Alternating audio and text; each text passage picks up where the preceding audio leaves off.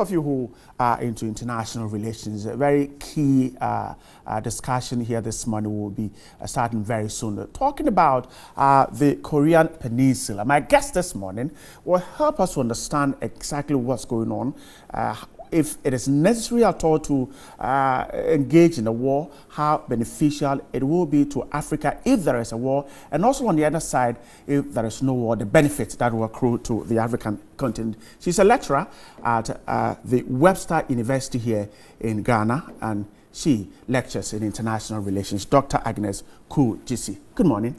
Good morning. And thanks so much for joining us. Thank you, my pleasure. Let's start from here. Should we be talking about war at all in the peninsula? Let's pray that there's no war. Nobody wants a war. We all know that in any wars, big or small, there is no winner. There are only losers.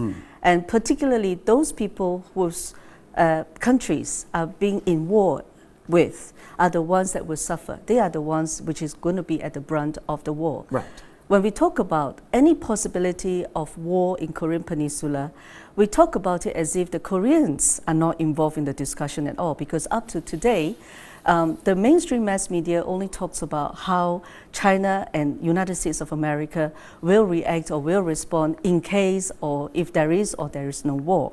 And I think I would like to refocus our discussion to place the Korean people's voice and their aspirations, their opinion, square and center in the debate. So the mass media has taken the Koreans out of this whole debate. Yes, That's I would how they say. painted the picture. Yes, That's because, of course, I mean, if you imagine that a war is going to be fought in your country, and basically the news only talks about the people that want to see or do not want to see a war happen without asking you whether, how does that benefit you or how does that affect you?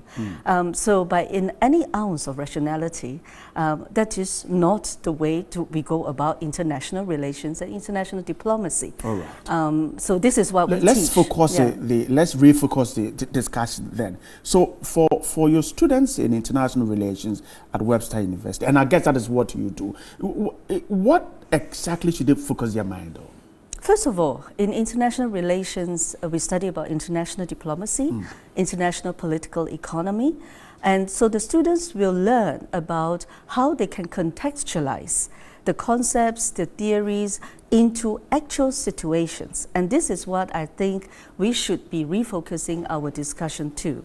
When we talk about any possible military tensions to the extent of a war in Korea, we need to look at the concrete historical development, the people, the social economy of the country and the two countries involved, so that we can arrive at a well-informed, based on evidence. The two countries here, the Koreas? Yes, the two Koreas, North and South Korea. North and South Korea. And I always tell my students, look, Asia has undergone a very devastating World War II. Only 73 years ago. In other words, it is still within a generation. We have grandmothers and grandfathers who may be still living today who have experienced World War II. Not to forget that Japan was a victim of 2 nuclear bombs dropped in Hiroshima and Nagasaki. So by any ounce of rationality, who will want to suffer another war anywhere in their country or even around them?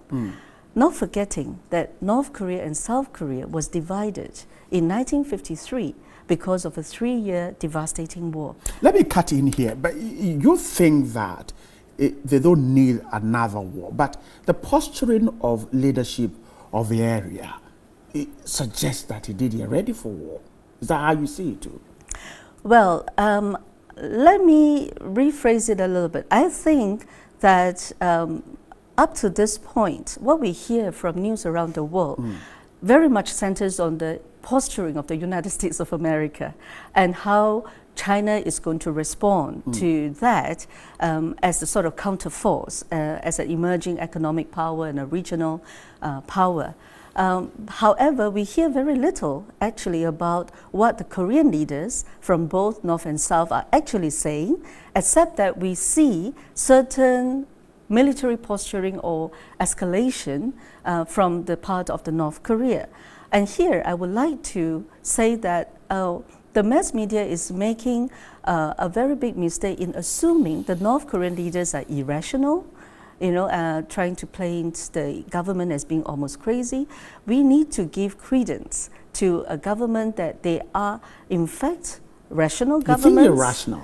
And they're justified in what they're doing? Well, okay, let me just continue. So the policies have been consistent in North Korea for the past 50 years or so. And in fact, in the previous governments in North Korea and South Korea, there have been attempts to broach peace talks. Peace talks have actually taken place on Korean soil.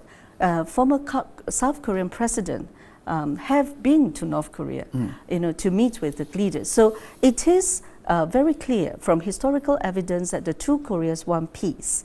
However, the posturing, unfortunately, whether you agree or not, of the North Korea today is really a way of trying to engage the United States of America in direct negotiation with it. Because the tragedy of the Korean Peninsula's story is that the peace or the armistice that was signed between 6 parties. It was a 6-party armistice that involved Russia, China, Japan, South Korea, North Korea, and United States of America. So in that sense, it is important that we bring the Koreans square back and center into our discussion. What do they want? Do they actually want a war? The Korean people. And in fact, if you interview anybody in Seoul today, none of the South Koreans really seriously want to go to war, think about possibility of a war. Because we are now living in a globalized world. We are increasingly interdependent, particularly economically. So if there is any sort of war that will happen in any part of the world, particularly in East Asia, where it is the economic engine, the driver of economic development in Asia today, how could it benefit Africa? South Korea and China are two of our most significant trading partners. We want them to continue to have peace so that economically they will develop, and that will only in turn bring investments and trade relations and trade benefits to the continent of Africa. So that is where I think we need to refocus our discussion. The discussion. So you think that there are no benefits for Africa at all if there is a war? Now, let me put it this way. There is definitely no benefit at all for the Korean people where the war is going to be fought. And how rational would that be for bystanders and observers, including thousands of miles away, to want to have a war for whatever you may perceive as any benefit, economic or political? The war is not going to be fought on the soil of Africa. So I think the best Africa can do is to support ongoing peace negotiation and peace process. And Africa is poised to do that because Africa as a continent are friends and allies to both Koreas at different historical periods of time.